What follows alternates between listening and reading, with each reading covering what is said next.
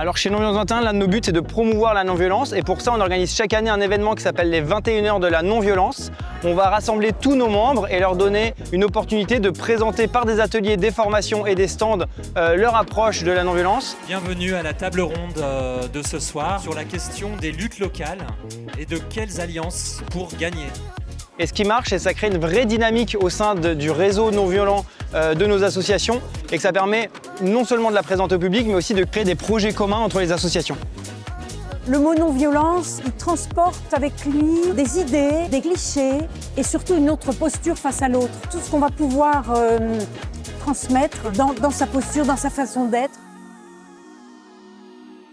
On rencontre un problème au niveau de la vision de la non-violence et de son image, et qui est plutôt représenté comme la lâcheté, le manque d'efficacité. Pour beaucoup de gens encore, la force ne peut s'incarner que dans la violence. Et ça, c'est ce qui sert le pouvoir en place. Danse, danse, cette fois on